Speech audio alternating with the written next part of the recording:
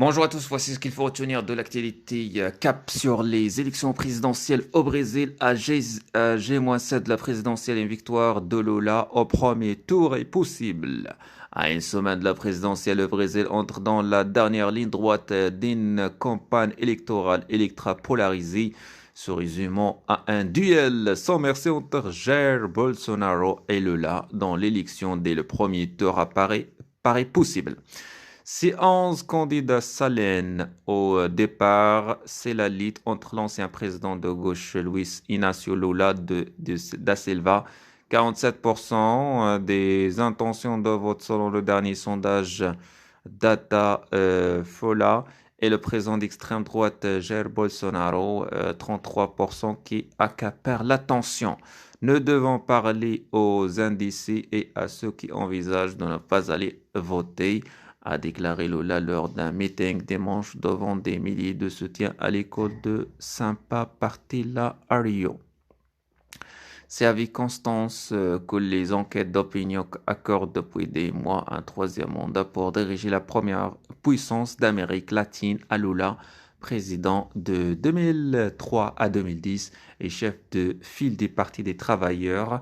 Le gouvernement de Lula a été très bon. Mes enfants ont pu avoir leur diplôme à l'université. J'ai pu moi-même acheter une voiture. Je veux son retour car je voudrais que tout redevienne comme avant, dit à l'agence France-Presse Sandra Chavis, une femme de couleur de 60 ans, venue dimanche entendre Lula à l'école de Sampa Portela.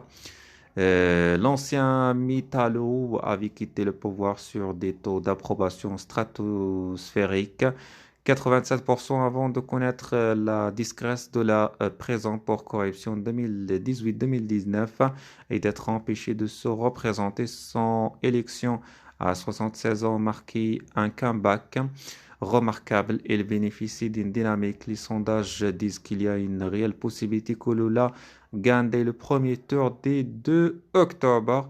Note Fernanda Magnotta, analyste à la Fondation FAP à Sao Paulo. Le Laport est bénéficié des votes utiles. C'est les électeurs de candidats moins compétitifs tels Ciro Gomes, maigre vers lui, explique-t-elle. Sujet des candidats de centre-gauche, troisième dans les sondages, septième devant Simoni.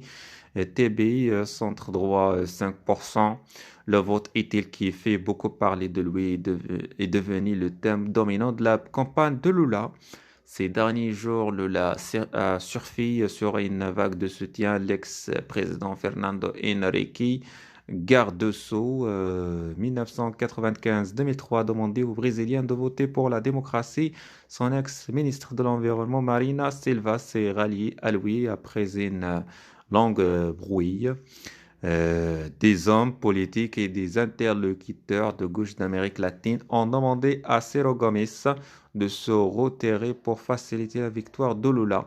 Mais vendredi, Jair Bolsonaro, 67 ans, des partis libéraux, a assuré lors d'un meeting dans le Minas Gerais sud-est: nous allons vaincre au premier tour.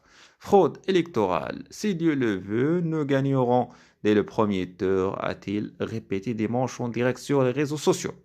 L'autre camp ne rayonnait pas le peuple dans la rue. Comment gagnerait-il dès le premier tour? Ça me paraît difficile, non impossible. Point final, a ajouté le président sortant. Sur Telegram, les réseaux bolsonaristes mènent campagne pour expliquer que si leur champion n'est pas élu dès le 2 octobre, ces collections aura été frauduleuses.